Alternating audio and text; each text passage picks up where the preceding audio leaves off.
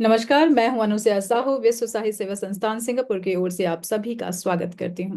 आज के हमारे मेहमान हैं सिंगापुर के आलोक जी।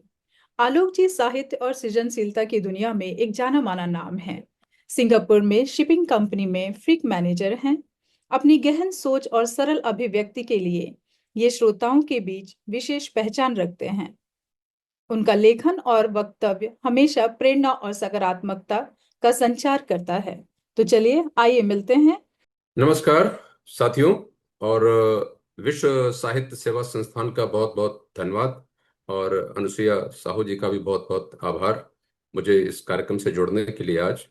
और मैं भी बहुत उत्साहित हूँ आपके सारे श्रोताओं और दर्शकों से बातचीत करने के लिए। तो बहुत बहुत आभार आपका। जी, स्वागत है आपका आलोक जी। तो आलोक जी, मैं आपसे जानना चाहूंगी कि साहित्य की दुनिया में आपका पहला कदम कैसे पड़ा और किस तरह से आप सिंगापुर आए, पहले थोड़ी सी ये जानकारी दे दीजिए हमें। अरे बाप रे बाप। एक्चुअली मेरा ये मानना है कि हम्म। जब आपको जिस चीज़ की आवश्यकता होती है ना, वो चीज़ आपको ढूंढ लेती है। सही बात है। मैं इसलिए कह रहा हूँ कि कई साल बचपन, क्लास सेवेंथ, सातवीं आठवीं क्लास में मैं था। एक मैंने छोटा सा 4 या 6 लाइन का कुछ लिखा था। पता नहीं क्यों लिखा था, कैसे लिखा था, बट लिखा था। और हमारे मामा श्री अपना एक रायबरेली में ये अखबार चलाते थे। तो हम्म। उन्होंने सोचा ठीक है, भांजे ने कुछ लिखा है, उसको प्रोत्साहन देने के लिए उन्होंने छाप दिया। क्या बात है। फिर मैंने बड़ी खुशी से जैसे कोई उपलब्धि हो, वो पिताजी को दिखाया। हम्म। पिताजी ने कुछ नहीं कहा, ना शाबाशी दी ना कुछ नहीं कहा। उनका, कवि बनोगे हम्म। तो फिर घर खर्च कैसे चलेगा। हाँ। ओके, ये मैं समझता एक हूँ बात इसी सही। इसी एक वाक्य में बहुत बड़ा संदेश था उनका। जी। तो मैं समझ गया कि अभी कुछ और करते हैं। हम्म। तो फिर उसके बाद मैंने लेखन की तरफ ध्यान नहीं दिया। और पढ़ना हिंदी का उतना ही था जितना हमारी पाठ्य पुस्तकों में जितना होता है, उतना ही पढ़ते थे। और बाकी फिर एक मन बना लिया इंजीनियर बनना है। तो जैसा आपको मालूम इंजीनियर बनना है, अच्छा ठीक है, फिर तो ध्यान देना है फिजिक्स केमिस्ट्री मैथ्स, वो हमारे मेन सब्जेक्ट्स होते हैं, मुख्य विषय होते जी। हैं। और हिंदी इंग्लिश ठीक है, पास हो जाओ इनमें। ये मैं समझता हूँ ज्यादातर भारतीयों का होता है। वो अलग बात है कि अब मैं महसूस करता हूँ इस चीज को कि हम्म। काश अगर उस समय हिंदी में ज्यादा ध्यान देते तो लेखन और पहले कर सकते थे और बेहतर कर सकते थे। हम्म। तो ये तो बात वहाँ आई गई हो गई। हम्म। लेकिन फिर जब कैरियर से सब सेटलमेंट हो गया, सब कुछ हो गया, अभी कुछ सालों पहले यहाँ सिंगापुर में हम्म। एक कार्यक्रम चल रहा था, हम्म। नॉर्थ ईस्ट इंडिया नाइट ऐसा कुछ कार्यक्रम था। तो हम्म। उसके मध्यांतर के दौरान हम्म। ये ममता मंडल जी, जो ग्लोबल हिंदी फाउंडेशन की फाउंडिंग ये है हम्म। मेंबर। हम्म। तो पता नहीं कैसे उनसे मुलाकात हुई और उन्होंने तपाक से पूछा, आप कवि हैं क्या? तो मैं भी आश्चर्यचकित रह गया। मैंने कहा ये कैसा प्रश्न है, हम्म। क्योंकि आप अगर कुछ डॉक्टरी या ऐसी कुछ बात करते हैं, आप अंदाजा अंदाजा लगा सकते हैं कोई डॉक्टर है, या हम्म। कोई राष्ट्र की बात करे उससे लगे कि हाँ कोई पॉलिटिशियन है। तो मैंने कहा नहीं, मैं कभी नहीं हूँ। हम्म। तो खैर उन्होंने कहा कि वो एक संस्था चलाती हैं हम्म। ग्लोबल हिंदी फाउंडेशन के नाम से। हम्म। और उन्होंने मुझे आमंत्रित किया हम्म। कि आप आइए, जुड़िए इससे, और हिंदी प्रेमी लोग हैं, आपको अच्छा लगेगा। हम्म। तो मैं वहाँ गया हम्म। और मैंने एक गोष्ठी अटेंड करी। फिर जी। मैंने सुना लोगों को, जी। अच्छा लगा मुझे। मैंने कहा ठीक है, अब ये नौकरी तो चल रही है, साथ में एक नया कुछ करने का आ गया है साधन और जी। अवसर आया है। तो 2-3 गोष्ठियों में खाली सुनता था। अच्छा। फिर मुझे लगा मैं आके बैठता हूँ, सुनता हूँ, तो मुझे भी कुछ लिखना चाहिए, है ना, हाँ। खाली सुन के क्या हो रहा है। तो सही फिर बात। मैंने तुकबंदियां शुरू करी, क्या इधर बात। उधर की कुछ तुकबंदियां शुरू करी। हम्म। और धीमे धीमे करके फिर उस तरफ कदम बढ़ाया मैंने। और हम्म। जब एक लोगों ने प्रोत्साहित किया, हाँ भाई अच्छा लिख रहे हो, अच्छे भाव आ रहे हैं, और तो आप लिख सकते हो, ऐसा जब उत्साह दिला लोगों ने, मैंने कहा चलो ठीक है, आप कोशिश करते हैं। क्योंकि मेरी माँ हमेशा कहा करती थी कि तुम जैसे ही बच्चे तो करते हैं काम बड़े, उनको जब ही हम बोलते रात थक गए हैं, पढ़ाई नहीं करेंगे, ऐसा वैसा है, कुछ बड़ा ये लग रहा है, तो हम्म। ऐसे वो हमको प्रोत्साहित करती थी कि तुम्हारे जैसे ही बच्चे बड़े बड़े काम करते हैं, तो डरने की कोई बात नहीं, हतोत्साहित होने की बात नहीं। बिल्कुल। और इसमें मैं आपको ये बता दूं कि फिर जैसे मैंने कहा ना कि आपको ढूंढ लेती चीजें। तो हम्म। यहाँ पे गुलजार गुलजार साहब से मिलना हुआ 2 बार मेरा, जी। सिंगापुर में। जी। है, बहुत अच्छा अवसर रहा। तो हम्म। एक कार्यक्रम के दौरान किसी ने उनसे पूछा हम्म। कि आपको लिखने के लिए प्रेरणा कहाँ से मिलती है, विषय कहाँ से आप जुटाते हो। तो ये बड़े बड़े लोग ना ऐसे संक्षिप्त में बातें कहते हैं, आपको बिल्कुल लगता हुआ। हम्म, तो उन्होंने कहा कि प्रेरणा या सामग्री सब आपके इर्द गिर्द। घूम रही। बाकी लोग बातचीत, हाँ बातचीत करते हैं, खाना खाया, हेलो हाय किया, बातें की, और उसके बाद में चल दिया अपने अपने घर।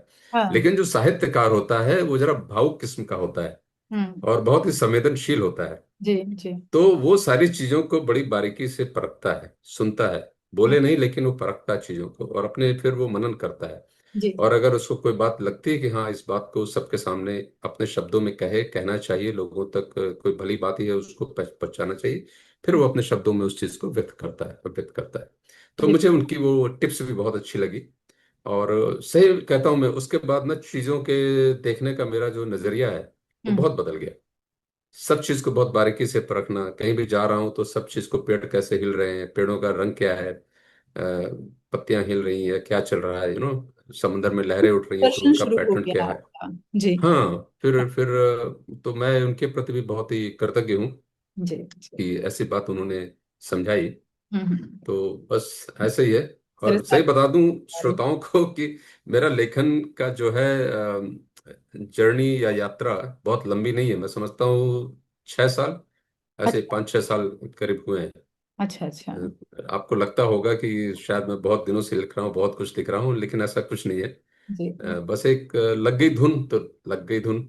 जी। एक्चुअली आपका जी व्यक्तित्व तो ऐसा है, मैं भी आपसे जब पहली बार मिली थी ममता जी के प्रोग्राम में ही मिली थी, जी।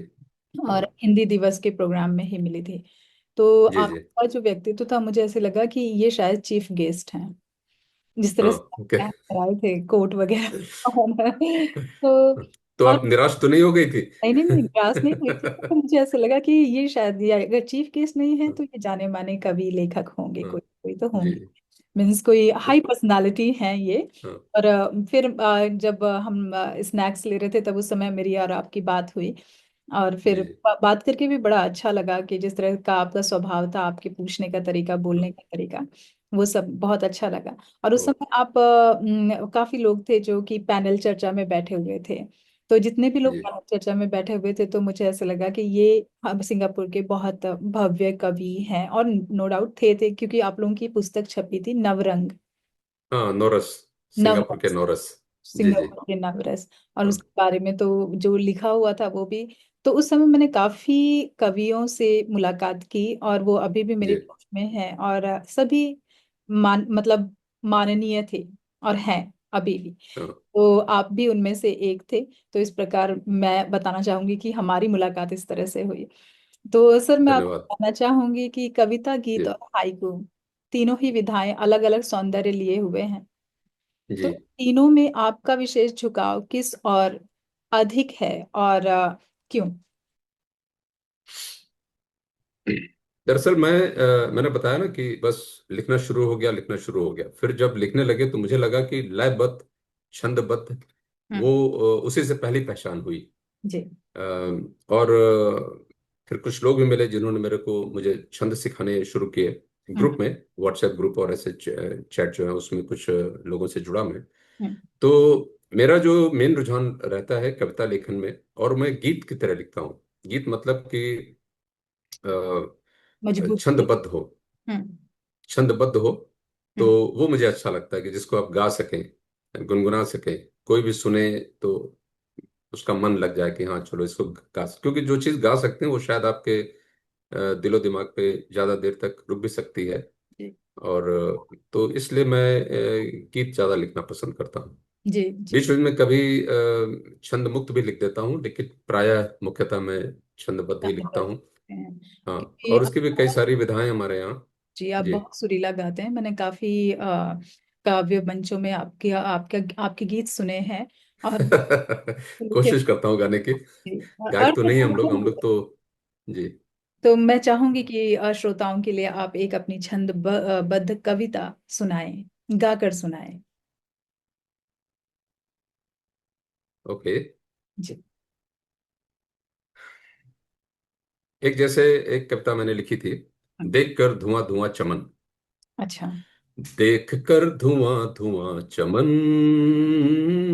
दर्द से व्यथित हुआ है मन। देख कर धुआं धुआं चमन, दर्द से व्यथित हुआ है मन। नफरतों की आंधियां जला रही है बस्तियां, लोग मूक हैं खड़े, बुत बने हुए खड़े, मुने मुने सभी के हैं नयन, दर्द से व्यथित हुआ है मन। शांत एक पहाड़ सा, गर्भ में गुबार सा, मुख पे दिख रही हंसी, दिल पे राख है दबी, विनाश की बुझेगी कब अगन, दर्द से व्यथित हुआ है मन। कान डाल उंगलियां, बैठी लाल बत्तियां, मरे हुओं पे रोब है, उन पे सारा खौफ है, अब तो बदला जाए ये चमन, अब तो बदला जाए ये चलन, दर्द से व्यथित हुआ है मन। युद्ध के रुकाव में, शांति के प्रवाह में, प्रगति के उठाव में, बैर के मिटाव में, जाति के हटाव में, बेटी के बचाव में, समाज के सुधार में, सपनों के साकार में, स्नेह के विस्तार में, सपनों की उड़ान में, कौन सा लगा हुआ गहन, देख कर धुआं धुआं चमन, देख कर धुआं धुआं चमन, दर्द से व्यथित हुआ है मन, दर्द से व्यथित हुआ है मन। बहुत बहुत सुंदर। बहुत धन्यवाद। बहुत सुंदर। जिस तरह से आपने धन्यवाद। समाज की जितनी भी पीड़ाएं हैं वो आप अपने पंक्ति जी। बोलते चले गए, और एक एक चीज को इतनी सुंदरता से छंदबद्ध करके आपने गाया है और निखारा है उसे। वो पता चल रहा है कि आप कहना क्या चाहते हैं, श्रोता समझ सकते हैं जी। पूरी अच्छी तरीके से। जी तो सर। धन्यवाद, बहुत बहुत आभार। जी। जी। तो कविताओं के अलावा आप हाइकू में भी बहुत ज्यादा रुचि रखते हैं। जी। जी। हाँ, हाइकू। हम्म। हाइकू से किसी से जुड़ा हुआ मेरा, हम्म। तो सीखने लगे हाइकू, और हम्म। ढेरों लिखने लगे जी। जिस हिसाब से किसी ने बताया। लेकिन फिर भारत देश में एक बहुत ही बड़े हाइकूकार हैं, हम्म। आदरणीय जगदीश व्योम जी। और तो ऐसा हुआ, ये जो कोरोना काल आया, हम्म। मतलब दुनिया के लिए, लोगों के लिए तो बहुत ही कष्टकारी रहा, जी। इसमें कोई संदेह नहीं है। जी। और कई लोग बहुत ही प्रताड़ित हुए उससे, हम्म। नुकसान भी हुआ लोगों का। लेकिन मैं समझता हूँ रचनाकारों के लिए, साहित्यकारों के लिए एक वरदान सरीखा ये हुआ, सिद्ध हुआ। जी। क्योंकि उस समय फिर ये ऑनलाइन गोष्ठियां बहुत चली, जी। और उन ऑनलाइन गोष्ठियों के द्वारा हमें जो ना, हम्म। देश विदेश में बसे हुए हमारे जो साहित्यकार हैं, उनसे, उनको जानने का, उनसे सीखने का मौका मिला, अवसर मिला। जी। तो उसी में एक है जगदीश व्योम जी।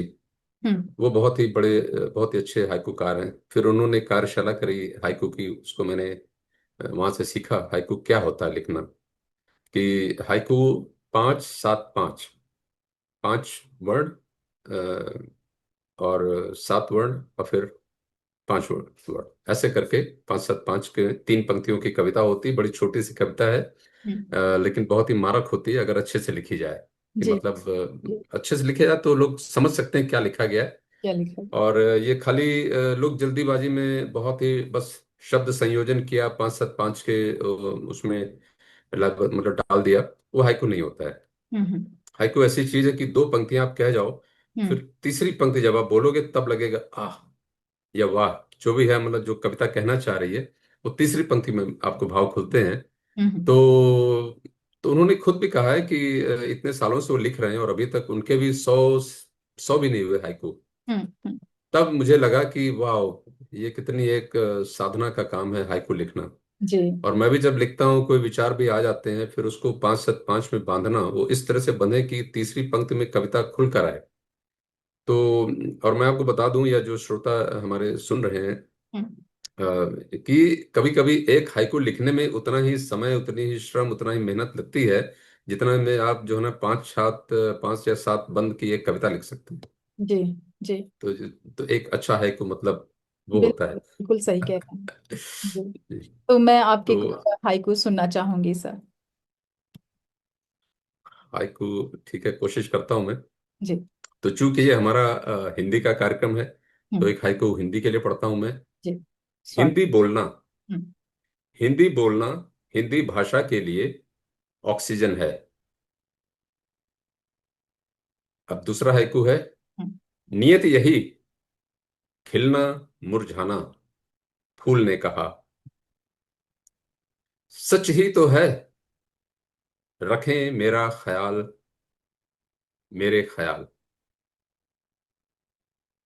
प्रेम का रूप पर्वत के सीने में, हंसती दूब, संकोच क्यों है, संकोच क्यों है, रंग ही दबा है ना, बुद्धि तो नहीं, समझे मोल, बनेंगे अनमोल, बीतते पल, बिना सर्जरी इंसान लगा लेते, पत्थर दिल, खूबसूरत यादों का स्टोर रूम, ड्राइंग रूम,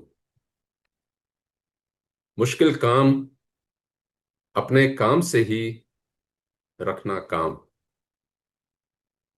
सागर संग ठुमकती चांदनी, रुआंसा चांद। बहुत सुंदर। और ये देखिए, एक आजकल विज्ञान जो है हमारे, जो विंडमिल, हम्म। हवा भेजती विंडमिल के हाथों, ऊर्जा की भेंट। हम्म।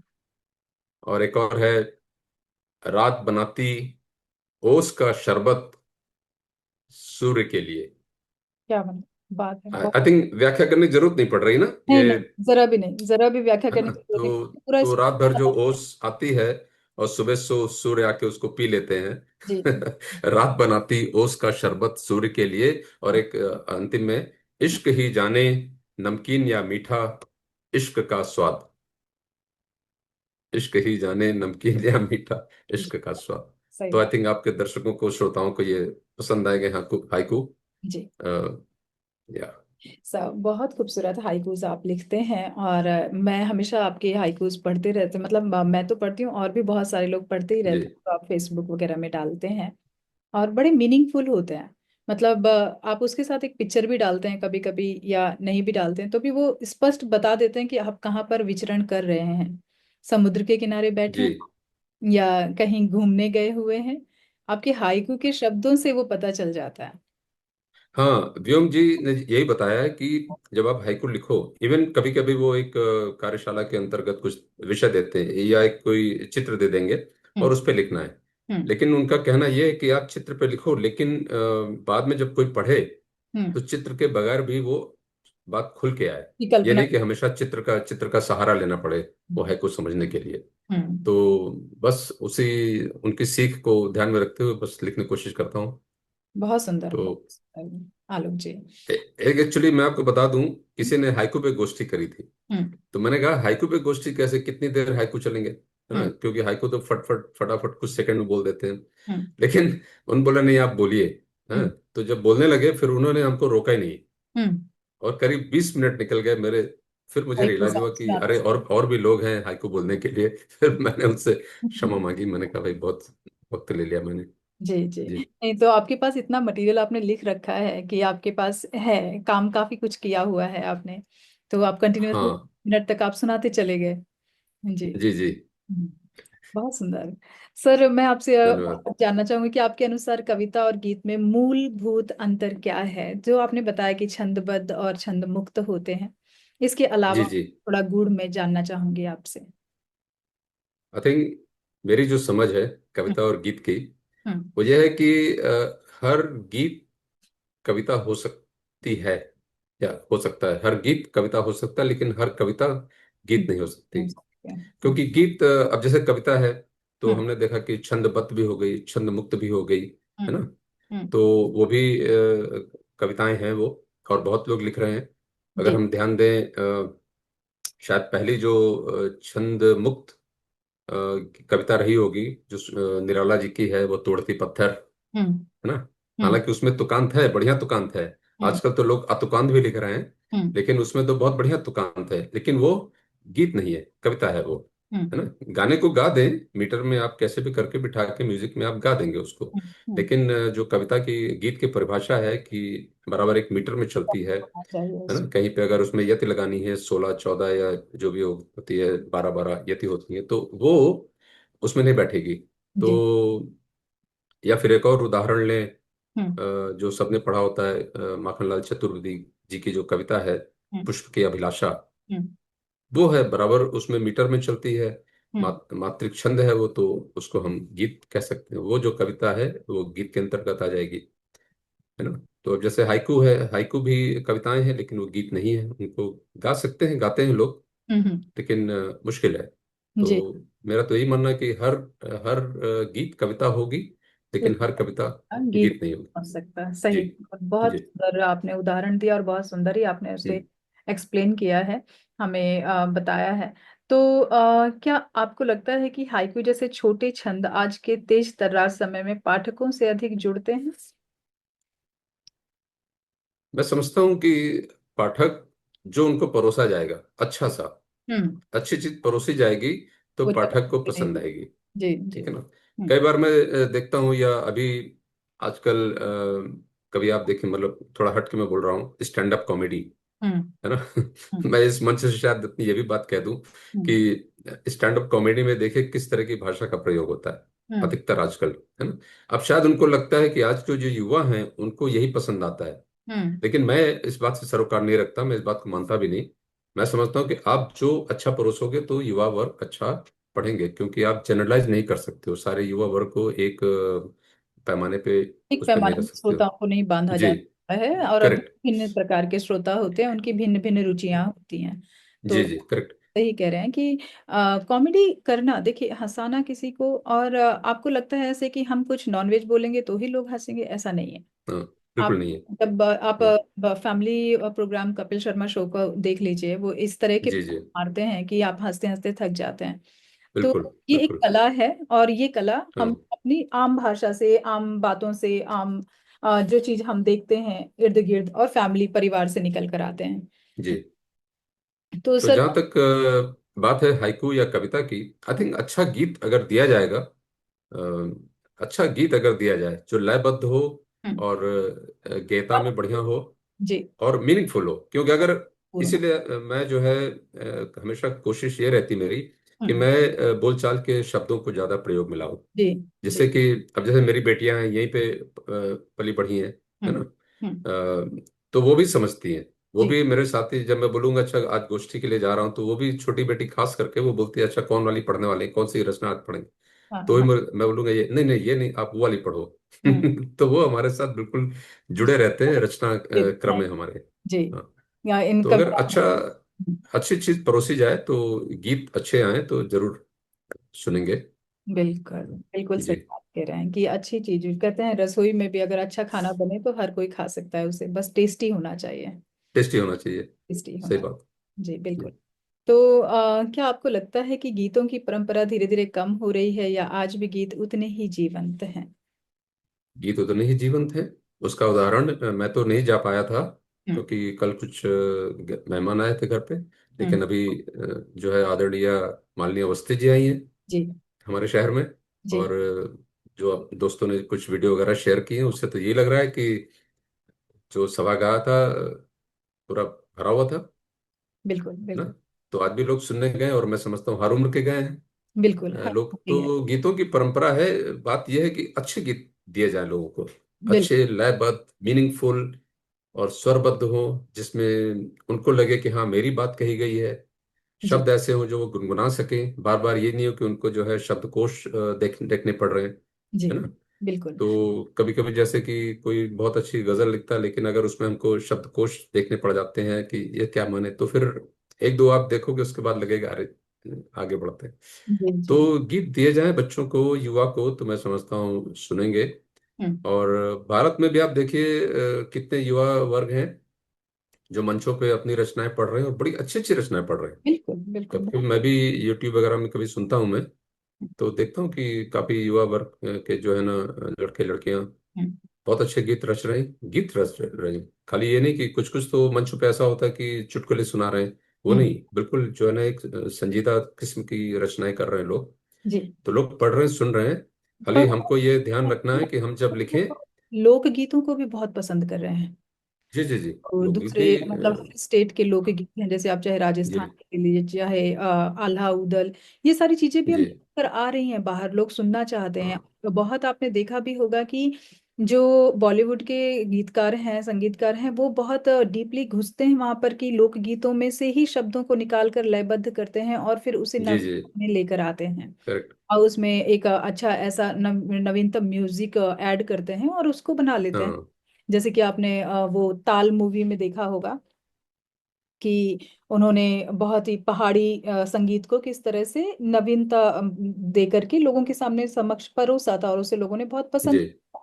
तो ये चीजें भी बिल्कुल। अब देखने के लिए आ रही हैं। जैसे हम्म माधुरी अवस्थी जी हैं, जिस तरह के गीत गा रही थी, तो जितने भी बिहार से लोग यहाँ पर पहुंचे हुए थे और वे हाँ झूम उठे थे। उन्हें ऐसा लग रहा जी। था कि मतलब उनके दिल की बात है, जो मतलब वो बहुत अच्छी तरह से उस म्यूजिक में ढल जाते हैं और हाँ, उसका। एक अपनापन अपनत्व का एहसास आता है। जी। जी। और लोग बड़े अच्छे सुनते हैं। जी। अब और फिल्मों की बात आपने छेड़ी है। हम्म। फिल्मों में आजकल जो गाने लिखे जा रहे हैं, या तो शायद जल्दबाजी में लिख रहे हैं, या क्या हो रहा है हम्म। कि अ, गद्य ज्यादा लिखा जा रहा है। मैं समझता हूँ गाने भी जो काफी आ रहे हैं वो गद्य फॉर्म में आ रहे हैं, और म्यूजिक में उसको ढाल देते हैं और बड़े चीख चीख के जोर जोर से गा रहे हैं, चिल्ला रहे हैं। पता नहीं कौन सुनता है, या शायद वो अच्छी सी बीट डाल देते हैं, वो कोई सुनता हाँ, नहीं, खाली बीट पे ही ठीक झूम रहे हैं। है, झूम। पार्टियों में शायद यही उनका ध्यान है कि युवा वर्ग को पार्टी में झूमने के लिए कुछ एक म्यूजिक दे दो, हम्म। संगीत में कुछ भी डाल दो और शब्द कुछ भी कर दो। क्योंकि मैं भी, हम लोग तो चूंकि थोड़ा लिखते हैं, तो हम्म। मैं म्यूजिक को छोड़ के मैं शब्दों पे ज्यादा ध्यान देता हूँ। फिर मैं बोलता हूँ अपने बेटियों को भी, पत्नी को भी, अरे ये कैसे शब्द चूज कर लिए इन्होंने, हम्म। कैसा इसमें तो मीटर नहीं चल रहा है, कुछ नहीं चल रहा है। वो पहले धुन तो बनाते हैं, मुझे ऐसा लगता है जी जी। गीत बाद में हाँ उसमें डालते हैं, धुन पहले जी। बनाते हैं, इसलिए गीत इस हाँ तरह का हो जाता है। लेकिन जी। मुझे याद है कि यहाँ पर जो एक वहाँ के हैं तिवारी जी, बनारस के तिवारी जी, जो सांसद में ओके उनका नाम है कुछ, मुझे सिर्फ मिस्टर तिवारी याद आ रहा है। तो वो यहाँ ओके। पर आए थे और पूरा हॉल खचाखच भरा हुआ था। और जब हाँ उन्होंने सुनाया वो गीत की आ, नाचन दे झूमन दे और अपने गांव हाँ। के गीत गाए जाएं इस तरह से, तो जितनी भी ओके।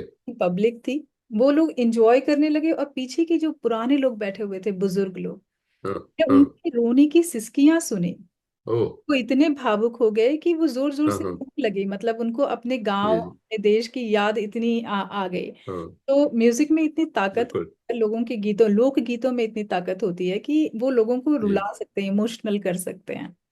जी। हाँ, इंस्टेंटली आप जो है ना अपने देश प्रदेश प्रांत अपने गांव पहुंच जाते हो, जी। जैसे ही वो भाषा सुनते हो। बिल्कुल बिल्कुल। करेक्ट। जी। जी तो सर, मैं आपसे ये जानना चाहूंगी कि हाइकू जैसी लघु और बोधपूर्ण शैली लिखने की प्रेरणा आपको कहाँ से मिली? आपने बताया जी। कि आपके गुरु हैं जिनसे आप वर्कशॉप लेते हैं और जिनके साथ सीखते हैं, लेकिन थोड़ा सा हाँ, करना जो चाहते तो जैसे उन्होंने जो बताया, जैसे जानकारी की, हमारे जो बहुत बड़े साहित्यकार हुए हैं अज्ञेय जी, हैं। तो ये हाइकू विधा उनका शायद अपने कार्यकाल के समय में जापान जाना हुआ था। हम्म। तो वहाँ उन्होंने उनको समझ में आया कि ये हाइकू लोग वहाँ बोलते हैं। हम्म। और जापानीज लोग जो हाइकू है मेनली प्रकृति का वर्णन करने के लिए यूज करते हैं, हम्म। प्रकृति को वर्णित करते हैं। फिर वो उनको लगा कि ये भी एक अच्छी विधा है, नई विधा है, और वैसे भी अज्ञेय जी जाने जाते हैं नए नए प्रयोग करने के लिए। हम्म। तो फिर वो हाइकू भारत लेके आए, हम्म। और भारत में पहले उन्होंने खुद लिखे, फिर उसके बाद लोगों को भी सिखाना शुरू करा। हम्म। और इस तरीके से फिर हाइकू का जो है ना चलन बढ़ा इंडिया में। जी। और हमको जहाँ तक मेरी बात है, तो मैं तो जब व्योम जी के संपर्क में आया, तब मुझे समझ आया कि हाइकू है क्या। जी। और तो बहुत मनन करना पड़ता है हाइकू लिख, लेकिन एक बार जब लिख गया आपका हाइकू, जैसे मैंने बताया, रात बनाती ओस का शरबत हाँ, सूर्य के लिए, लिखे है गए। तो जी। एक जब आप ऐसा लिख लेते हो तो आपको भी लगता है वाह, कुछ लिखा मैंने अंदर से। एक वाव जब आ जाता है तो लगता है वाह। जी। जी। लेकिन हाँ, मनन बहुत करना पड़ता है कि ऐसे आप करिए कि ये तीनों पंक्तियां जो हैं हाइकू में, जो भी अगर आपके श्रोता, हमारे श्रोता जो अगर हाइकू लिखना चाहें, तो 3 पंक्तियों का है। हर 3 पंक्ति में, पहली पंक्ति में 5 वर्ण, दूसरी पंक्ति में 7 वर्ड और तीसरी में 5। और अच्छा। उसमें आधा वर्ण जो होता है वो नहीं गिना जाता है। जैसे अगर स्वर है तो आधा सा वो नहीं गिना जाएगा है। हम्म। और लेकिन ये हो कि तीनों पंक्तियां अपने आप में एक दूसरे पे निर्भर ना हो, जी। अपने आप में बिल्कुल स्वच्छंद हो। हम्म। और तीसरी पंक्ति में हम्म। खुले। तो अगर मैं बोल रहा हूँ कि रात बनाती, तो ये अपने आप में एक वाक्य है, हम्म। रात बनाती। ठीक हम्म। है, सहायक क्रिया नहीं है उसमें, लेकिन रात बनाती आपको पता चल रहा है कि हाँ रात कुछ बना रही है। कुछ बना फिर रहे। मैंने कहा ओस का शरबत। हम्म। अब आपको समझ में आ गया, ये अपने आप में बिल्कुल जो है ना स्वच्छंद पंक्ति है, ये एक दूसरे के ऊपर सहारा नहीं लिया इसने। आश्रित नहीं है। ओस का शरबत। हम्म। फिर सूर्य के लिए, तो जब ये सूर्य के लिए बात आती है तब आपको समझ में आ गया। तीनों में संबंध समझ में आता है। अरे वाह, हाँ। क्या क्या तीनों में ये जोड़ है। बिल्कुल बिल्कुल सही। तो इस तरह से उन्होंने सिखाया हमको। हम्म। और एक 3-4 साल पहले उन्होंने एक बहुत बड़ा हिंदी हाइकू कोश नाम से एक संकलन प्रकाशित किया था। हम्म। उसमें मेरे भी कुछ 14-15 शायद हाइकू हैं। हम्म। तो अगर व्योम जी ने किसी के हाइकू उसमें रखे, दैट मीन्स कि वो बिल्कुल उम्दा ही होंगे। ये मैं मतलब अपनी बड़ाई नहीं कर रहा हूँ हम्म। लेकिन चूंकि व्योम जी को पता है, उनको परख है क्या अच्छे हाइकू होते हैं। जी। तो तो मैं भी बहुत सौभाग्यशाली रहा कि उनके संकलन में मेरे भी कुछ हाइकू, उनको स्थान मिला उसमें। बहुत सुंदर, बहुत खूबसूरत। सर, मैं थोड़ा सा आपका एक पर्सनल सवाल पूछना चाहूंगी कि आप जी। अपनी इस लेखन कार्य में कुछ सहयोग देती हैं, उनकी रुचि कैसी है? मेरी पत्नी, धर्म पत्नी, जी। इनकी बात कर रहे हैं आप? धर्म पत्नी की। एक्चुअली हाँ, धर्म पत्नी को हिंदी की बहुत समझ है, हिंदी हिंदी कविताओं की, हिंदी साहित्य की बहुत फर्क हम्म। है। तो लेकिन वो लिखती नहीं है। हम्म। और साथ में मेरा बराबर निभाती हैं वो। जी। या ये कह लें कि मेरी वो पहली श्रोता हैं हमारी रचनाओं की। जी। और पहली ही निंदक भी है क्या बात नहीं, वो जरूर हाँ। समीक्षा हाँ, करके तो चाहिए। इसका एक समीक्षा करती हैं और बराबर बताती हैं कि भाई ये समझ में नहीं आ रहा है, हम्म। तुमको रखना है तुम रखो, लेकिन मेरी समझ में नहीं आ रहा है। तो फिर मैं समझ जाता हूँ कि ये हम्म। श्रोता को, यही श्रोता है ऐसे ही। अगर इनको नहीं समझ में आ रहा तो मतलब मैं अपनी बात कहने में समर्थ, ये सफल नहीं हुआ। हम्म। तो फिर मैं उसमें थोड़ा और कोशिश करता हूँ बदलाव लाने की। हम्म। जब उनका ओके हो जाता है तब फिर और लोगों से भी पूछता हूँ। और भी जो हमारे गुरु हैं उनको भी मैं लिखता हूँ कि भाई आप बताएं इसमें क्या और करें। तो उनकी भी कुछ सुझाव आते हैं। जी। तो यही बात है ना कि एक एक रचना में हम्म। बहुत मेहनत चाहिए। आई थिंक रचना मेहनत मांगती है। जी जी जी। एक अच्छा लेखन हो जो, और जब तक आपके दिल से आवाज ना आ जाए, वाह क्या बिल्कुल। लिखा मैंने, कुछ मंशा लिखा। पत्र लेखन करने के लिए उसमें बहुत ही मंथन जरूरी है। जी जी, लिख करेक्ट। के वो एक तरह से रॉ मटेरियल आपका तैयार होता है, फिर आप उसको थोड़ा चेंज हाँ करते हैं, फिर थोड़ा चेंज करते हैं, तब जाकर वो निखर बिल्कुल। हाँ, फिर परिपक्व पंक्ति निकल कर आती परिपक्व होता है। और है। जब तक आपको अंदर से ऐसी खुशी नहीं आए, हम्म। आप मन को बोल दो अरे नहीं अच्छा लिखा है, क्या बोल रहे हो अच्छा लिखा है, दिल को बोलो अरे अच्छा लिखा है, हम्म। लेकिन वो बात सामने वाले तक नहीं पहुंचेगी ना। बिल्कुल बिल्कुल। लेकिन अगर आपके दिल से आवाज आ गई तो जरूर वो बात सामने वाले तक पहुंचेगी। जी। तो सर, जी। कविताओं और गीतों और हाइकू के अलावा क्या आप पद्य में भी लिखते हैं? पद्य या गद्य, गद्य की बात नहीं गद्य क्या? में भी हाँ। जी। हाँ, गद्य, गद्य में भी लिखता हूँ और कोशिश है कि गद्य को और लिखूं। हम्म। क्योंकि अपने आप को भी एक क्या करना है कि चैलेंज करना है ना। विस्तारित क्योंकि विस्तार करना है अपना। हाँ, विस्तार, अपने लेखक लेखक का, अपने लेखक होने का एक विस्तार भी करना है। तो हमको पता है कि कविताएं, आप अच्छे भाव मिल गए, अच्छी विषय मिल गया, तो आप आधा दिन में, एक दिन में कविताएं लिख सकते हैं। कभी जी। कभी तो बहुत और भी जल्दी हो जाती है। जी। हाइकू भी पकड़ में आ गया तो बहुत फटाफट लिख जाएंगे। और गीत हो गए, कविताएं हो गई। इसके अलावा मैं लिखता हूँ गजल। गजल की भी मेरी कोशिश जारी कि अच्छी अच्छी गजलें लिखूं। हम्म। तो किस हद तक सफल रहा, कामयाब रहा, वो तो अभी नहीं कर सकता। लेकिन क्या ये तो एक जर्नी जी जी है ना, जी। कोई पड़ाव नहीं है इसमें कोई और आप पड़ाव नहीं लेखन में, ये एक जर्नी है प्रैक्टिस है। अलग अलग। जी बिल्कुल। हाँ। हम्म। तो गजल है, जैसे आप उसकी जो है ना व्याकरण सीख लेंगे, हम्म। क्या बहर होती है, क्या काफिया होता है, क्या रतीफ होती है, और थोड़े बड़े जो दोष वगैरह होते हैं उसमें, हम्म। वो सारे आप सीख लेंगे। लेकिन कथन और कथ्य तो बार बार बदलता रहता है। हम्म। फिर शब्दों का सही चयन, हम्म। जिससे कि वो ऐसा लगे कि गजल के बारे में क्या कहा जाता है, ऐसी होनी चाहिए जैसे कि दो लोग आपस में बैठे बातें कर रहे हैं। जी। अगर ऐसे ऐसे उसका जो शब्द संयोजन हुआ है हम्म। दोनों मिसरों में, हम्म। तब लगेगा कि एक वो अच्छा शेर बना है। बिल्कुल। तो गजल भी लिख रहा हूँ मैं आजकल। क्या? काफी लिख ली है, गजल भी, काफी गजल बताएं भी हो गई बताएं, है। एक दो गजलें सुनाएं जरा अपनी। जी। गजल देखिए, शायद निकाला है कि नहीं, देखता हूं मैं। तो ये गजल कुछ यूं थी। शजर सारे हरे फिर हो गए हैं, वो बूंदों की छुअन से खिल उठे हैं। कई बुनियाद में पत्थर दबे हैं, कई बुनियाद में पत्थर दबे हैं, कंगूरे शान से तभी खड़े हैं। कोरोना ने कसर बिल्कुल न छोड़ी, कोरोना ने कसर बिल्कुल न छोड़ी, बड़ी मुश्किल से हम जिंदा बचे हैं। लगन मेहनत समर्पण के सहारे, लगन मेहनत समर्पण के सहारे, वो सीढ़ी कामयाबी की चढ़े हैं। हम अपनी खामियों पर डाल पर्दा, हम अपनी खामियों पर डाल पर्दा, बस औरों को बदलने में लगे हैं। क्या बात। बहुत कम लोग, धन्यवाद, बहुत कम लोग होंगे इस जहां में, बहुत कम लोग होंगे इस जहां में, जिन्हें सुख जिंदगी के सब मिले हैं। पुरानी मान्यताएं और प्रथाएं, पुरानी मान्यताएं और प्रथाएं, युवा सब कुछ मिटाने पर तुले हैं, युवा सब कुछ मिटाने पर तुले हैं। शजर सारे हरे फिर हो गए हैं, वो बूंदों की छुअन से खिल उठे हैं। बहुत सुंदर, बहुत खूबसूरत सा। धन्यवाद। धन्यवाद। बहुत सुंदर गजलें भी लिख रहे हैं आपने। मैंने गजल शायद आपकी पहली बार सुनी है ऐसा। ओह अच्छा।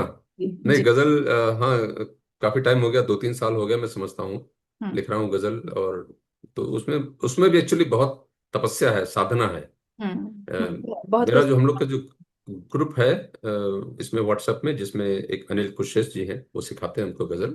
जी। तो कई लोगों ने उसको ज्वाइन किया है। हम्म जो भी सुनता है फिर उसको मन करता है, अच्छा मुझे भी सीखनी चाहिए यार, बहुत अच्छा लिखते हो, बहुत अच्छी गजल, अच्छी लग रही है सुनने में, कहने में, तो मुझे भी सीखना है। तो हम्म लोग ज्वाइन तो कर लेते हैं वो ग्रुप, हम्म लेकिन फिर देखता हूँ कि जब गजल मेहनत मांगती है, हम्म। तपस्या मांगती है, साधना मांगती है, फिर लोग हट जाते हैं, उससे पीछे हट जाते हैं।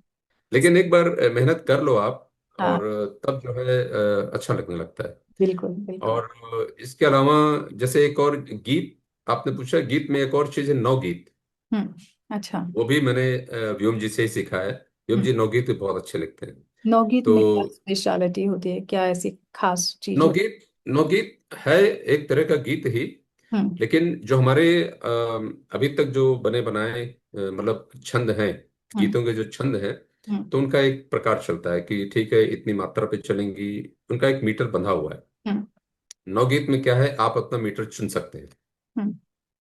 तो पहले के जो छंद हैं उससे कोई जरूरी नहीं, कोई आवश्यक नहीं कि आप उन्हीं मीटर पे लिखें। इसमें आप अपना मीटर खुद चुन सकते हैं, लेकिन जो मीटर आप मुखड़े में चुनेंगे, हम्म। बाकी बाकी सब पंक्तियों, मतलब पंक्तियों नहीं, लेकिन बाकी सब बंद में वही मीटर चलना पड़ेगा आपको। अच्छा अच्छा। तो तो आप उदाहरण है? कहें तो आपको मैं जी। एक एक नवगीत अपने श्रोताओं के लिए, हम्म, एक नवगीत, मतलब इसको सिखाने के प्रस्तुत लिए। कीजिए हाँ, जी। ये एक छोटा सा नवगीत है, हम्म। मोबाइल की खिड़की से।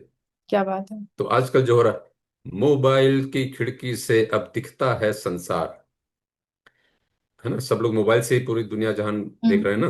हम्म। मोबाइल की खिड़की से अब दिखता है संसार, पहले बातें कर लेते थे, लिखकर दिल की कह देते थे, किंतु इमोजी तक अब सिमटा, किंतु इमोजी तक अब सिमटा शब्दों का भंडार। कोई शब्द नहीं कहता है, इमोजी कह के छोड़ देते हैं। तो इसीलिए कहा है, पहले बातें कर लेते थे, लिखकर दिल की कह देते थे, किंतु इमोजी तक अब सिमटा शब्दों का भंडार। मोबाइल की खिड़की से अब से दिखता है संसार, निकल रहा था यहीं बगल से, जी में आया मिल लूं तुमसे, निकल रहा था यहीं बगल से, जी में आया मिल लूं तुमसे, लेकिन तुम तो व्यस्त बहुत हो, मिलना है बेकार। मोबाइल की खिड़की से अब दिखता है संसार। संसार, ये क्या एक छोटा बात सा है। नवगीत था। बहुत बहुत सुंदर, इसे नवगीत कहा जाता है। अगर न इसे जाना नवगीत, ना हो तो हम तो इसे गीत ही कहेंगे। एक कविता जिसका छंद ऐसे लग रहा है कि इतना, ये एक पैराग्राफ टाइप का एक छंद है ये। हाँ है ये छंद में ही, लेकिन जैसे आपने देखा, मैंने मुखड़ा जो चूज किया है, मोबाइल की खिड़की से अब दिखता है संसार, तो हम्म ये जो मात्रा है या इसका यति जहाँ पे भी गिर रही है, शायद जो हमारे जो पहले से छंद हैं हम्म उनमें ना बैठे उनके मीटर में, तो हमने अपना एक मीटर चूज किया, लेकिन जो बाकी के बंद हमारे हैं हम्म उसमें वही मीटर चल रहा है हम्म। ना। तो गेता भी है, लयता भी है, और अच्छा। प्लस क्या कहना चाह रहा हूँ, उस भाव को भी बरकरार रखना है, वो बहुत भी बहुत जरूरी है। सुंदर। जी। प्रस्तुति थी आपकी। और बहुत हाँ। खूबसूरत एकदम जो अभी चल रहा है। आपने इमोजी की बात की। सर, जी। इमोजी, क्या आपको सारे इमोजी समझ में आते हैं? मतलब नहीं, हम। सब समझ में नहीं आते हैं। हाँ, खाली एक थम्स अप और ऊपर देखने वाला वो जो है, और हम्म। नमस्ते, ये नमक। 3 4 इमोजी में प्रयोग में लाता हूँ। और इस मंच के माध्यम से पता नहीं उचित है कि नहीं, ये भी मैं कह दूं हम्म। कि इमोजी में भी आप देखिए, हम्म। अलग अलग रंग के इमोजी दिए गए हैं, हम्म। हम्म। जो मुझे तो समझ आप में नहीं गुस्से आया। में तो बिल्कुल लाल वाला गुस्सा, फिर थोड़ा कम मतलब नॉर्मल वाला गुस्सा। नहीं नहीं, हम्म। वो तो है, लेकिन जैसे और अगर हम थम्स सब अप भी देना है, करते हैं तो जी हाँ। तो डार्क। पहले थम्स अप पीले रंग का था, अब देखिए अलग अलग हम्म। शेड्स के आ गए। हम्म। उसकी क्यों आवश्यकता पड़ी, उस हम्म। बात पे हम विस्तार में नहीं जाएंगे यहाँ पे। लेकिन ये हमारी प्रकृति को दर्शाता है, हमारी मानवीय प्रकृति को जी। दर्शाता है कि ये भिन्न भिन्न रंगों की इमोजी, रंगों की क्यों जरूरत पड़ी।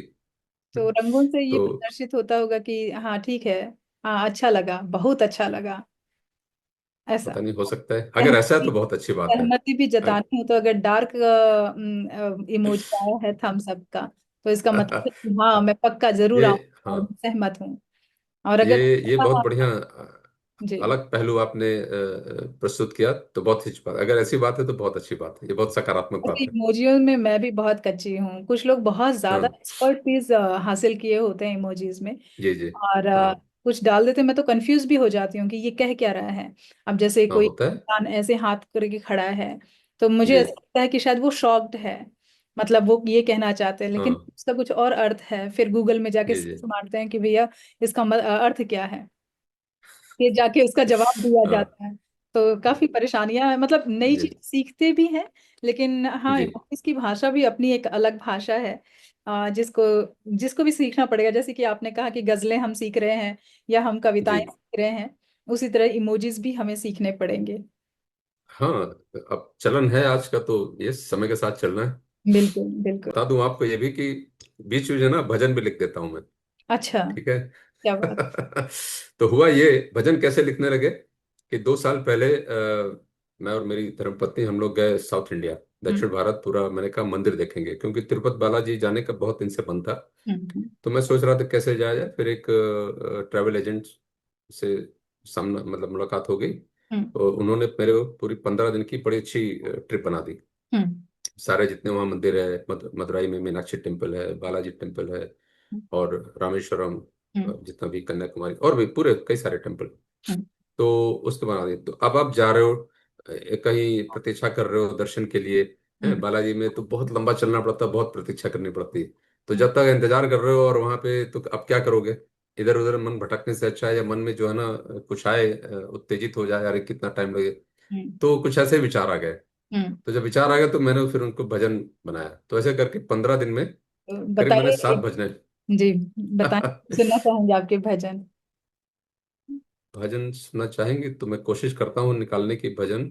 एक बस 2 लाइन की, जैसे एक है, जब मन कहे मैं हारा, जब मन कहे मैं हारा, लो राम का सहारा, जब मन कहे मैं हारा, लो राम का सहारा।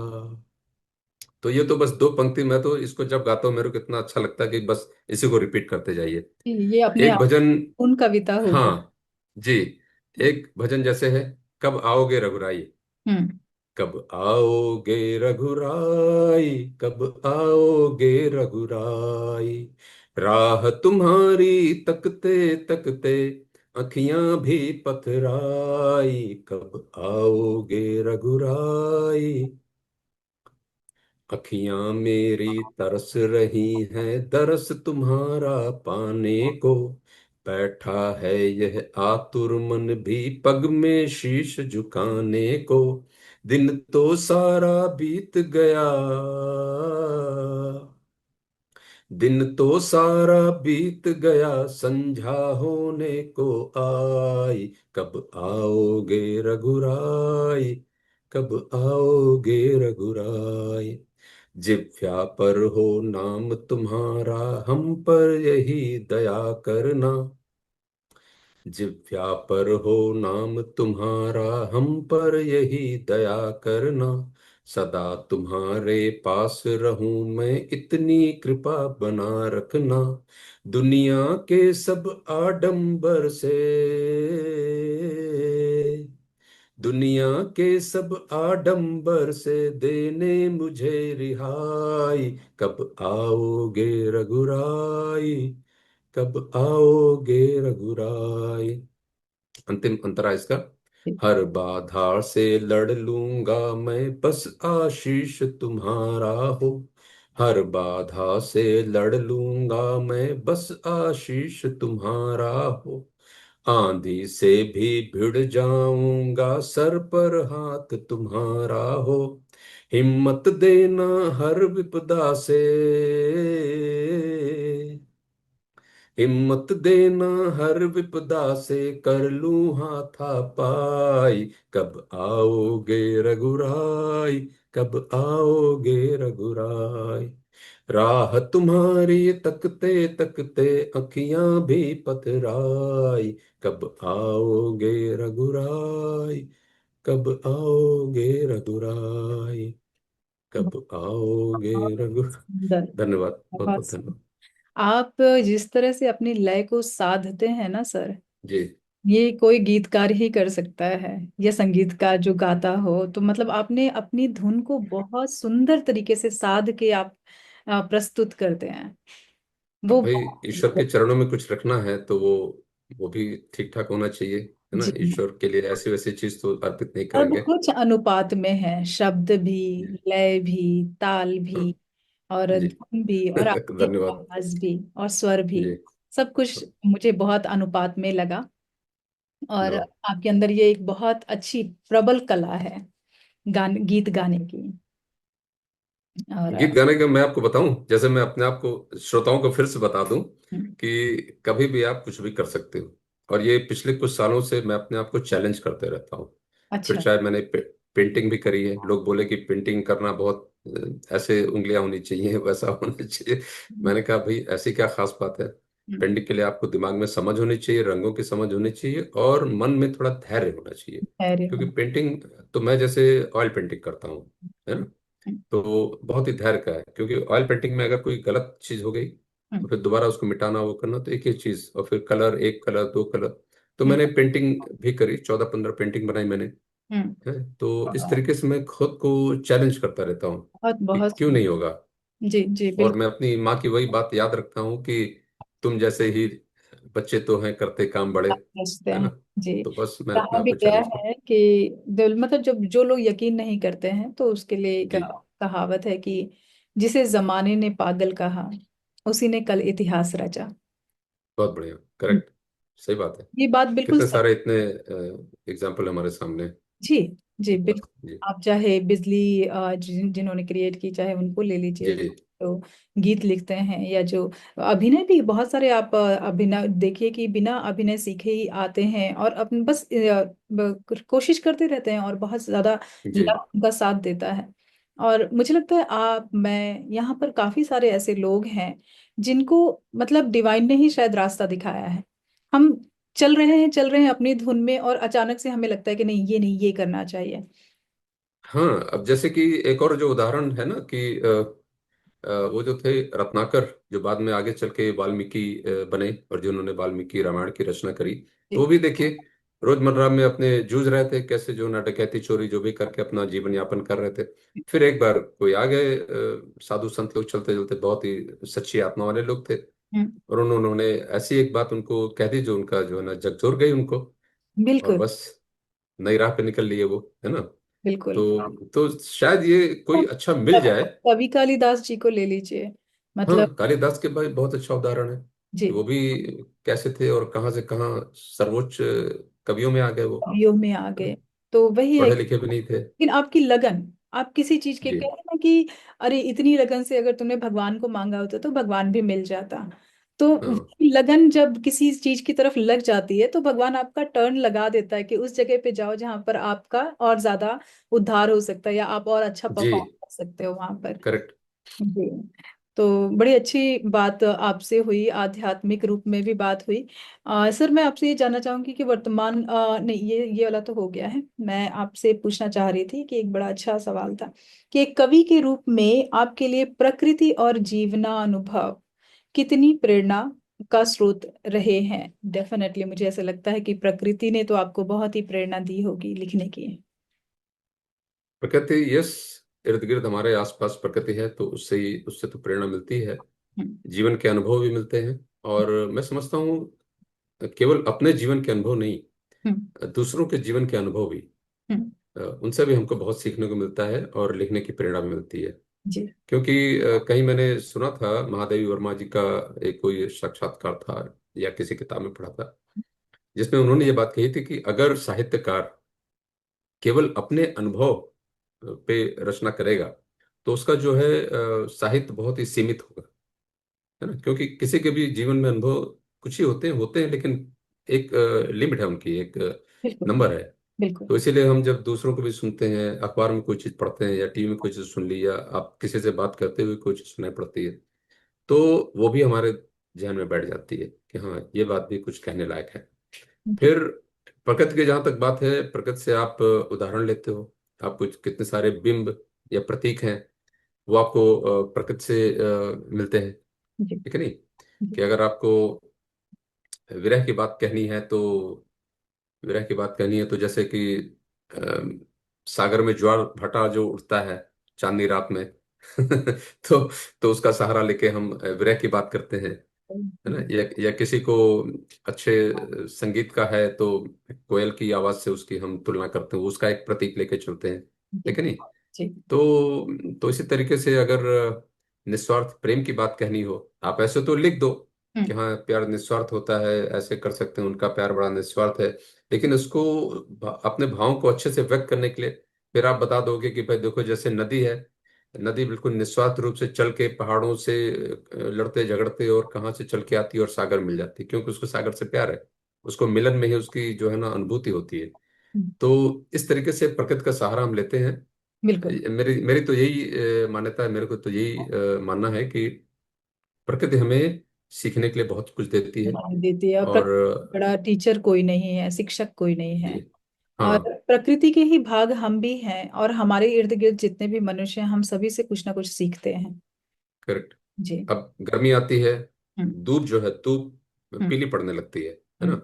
फिर जैसे ही बारिश हुई, हम्म। तो यही हम इसको इस तरह से ले सकते हैं। अच्छा भाई, कोई जो है उदास बैठा हुआ है, किसी कारण से कुछ उसको कुछ हुआ है, आप थोड़ा जो है ना एक प्यार से संवेदना से उसके ऊपर हाथ फेर दो या थोड़ी अच्छी सी बातें कर दो बिल्कुल। सावन की तरह, तो बिल्कुल। वो जी उठेगा, है बिल्कुल। ना। तो उस हाँ। चीज को, उदासी उदासी को नए रूप में लाने के लिए, जीवन करने के लिए आपने इसका सहारा ले लिया कि कैसे दूब है, दूब में सावन की जब फुहारें पड़ी तो भी बिल्कुल। जी जाती है ना। बिल्कुल। तो आई थिंक दोनों का अगर तालमेल हम है। कहीं पर थोड़ा विस्तार रूप से देखें तो अगर धूप से धरती तप रही है और जी आकाश को ये आभास हो गया है कि ये तप रही हैं, हाँ, तो तभी उनके बारिश हो जाती है। प्रेम का बता दिखाई आप, तो वो बारिश हो जाती है और जी कहीं ना कहीं धरती तृप्त हो जाती है। तो जी ये बड़े सुंदर उदाहरण हैं जिनसे हम जी लोगों को अपनी कविताओं में या अपने इसमें लिखते हैं, पंक्तियों जी। में। जी। अच्छा, प्रकृति का एक चीज और मैं श्रोताओं के लिए कह दूं, हम्म। इसमें मतलब थोड़े थोड़े संदेश भी देते चले अगर हम्म। श्रोताओं के लिए। हम्म। तो ये है कि जैसे धन संचय, हम हम्म। लोग बहुत धन संचय करते हैं ना कि आगे क्या होगा क्या होगा, और जरूरत से ज्यादा, आवश्यकता से ज्यादा संचय किए जा रहे हैं और कमाए जा रहे हैं, हम्म। और गलत तरीकों से भी कमाए जा रहे हैं। तो हम्म। वो भी प्रकृति हमें सिखाती है। अति। जैसे क्या कि सागर, अभी बारिश सारा जो है ना नदी के द्वारा सब पानी बह के सागर में आ गया। अब हम्म। सागर भी नहीं रहता रखता अपने पास। हम्म। सागर जो है सूर्य सहायक बनता है, सागर से वो पानी लेके बादलों को दे देता है। बिल्कुल। बिल्कुल। अब बादल ने पानी लिया, लेकिन वो बादल भी अपने पास पास नहीं थोड़े समय रखता के है। लिए संजोता है, हाँ। फिर वो वापस कर देता है क्या देता है। जहां जहां जरूरत है, प्रोसेस है। वहां वहां जी। फिर वो छिड़क देता है। जी। तो आई थिंक ये भी एक प्रकृति से हमको जी, सीखना है बिल्कुल प्रकृति कि ने जो ही भी ये हमको मिल रहा है सिखाया है। उसको हमको वापस बांटना भी, लोग क्योंकि हम भी ले रहे हैं, इसी समाज से ले रहे हैं, जो भी कमा रहे हैं इस हम्म। समाज से कमा रहे हैं। हम्म। तो अपनी आवश्यकता भर रख के अगर ज्यादा है उसको समाज को वापस कर दें बिल्कुल। तो सबका काम चले। बहुत सही, बहुत सुंदर आपने ये हाँ, बताया कि हर चीज की गति होनी चाहिए। कोई भी चीज जी रुक जाता है अगर कहीं, तो वो व्यर्थ हो जाता है। बिल्कुल। उसका जो प्रोसेस है वो चलना बहुत जरूरी है। और जैसे आपने बताया कि अभी अगर जब भी आप देखें कि असंतुलन होता है, और वो असंतुलन अति की वजह से ही होता है। आप चाहे अति धन संचय कर लें या चाहे जी। प्रदूषण भी आप अगर देखिए तो ये भी असंतुलन की वजह से हुआ है। तो कहा भी गया है कि अति का भला न बोलना, अति की भली न हाँ, अति सही का सही भला कहा। न बरसना, अति की भली न हाँ। धूप। तो हर चीज हाँ। की अति तो पूरा ब्रह्मांड यही सिखाता है कि संतुलन में रहिए। जी। और जी, चाहे विचारों का संतुलन हो, चाहे हाँ। धन संचय का संतुलन हो। तो मैं आपसे ये जानना चाहूंगी कि आपके व्यावसायिक जीवन का और आप ये कवि वाला जीवन, इनको संतुलित कैसे करते हैं? संतुलित संतुलित करना भी चाहिए और हो भी जाता है। जी। क्यों? अगर आपके जो क्या बोलते हैं, उद्देश्य उद्देश्य बिल्कुल आपका क्लियर होना चाहिए, है हम्म। ना, स्पष्ट हो उद्देश्य कि हमको क्या है। तो हम्म। मैं लिख क्यों रहा हूँ? हम्म। अब जैसा जो व्यवसाय है वो तो बहुत आवश्यक है, वो तो प्राइमरी है। प्राइमरी। व्यवसाय नहीं वो नहीं है तो फिर कुछ भी नहीं होगा, क्योंकि पहले तो पेट भरना है अपना भी और परिवार का भी, है ना। तो वो आपने कर लिया। तो जब बच्चे छोटे होते हैं, परिवार बढ़ रहा होता है आपका, आप सब चीज जमाने में लगे होते हैं, तब समय मिल पाना मुश्किल होता है।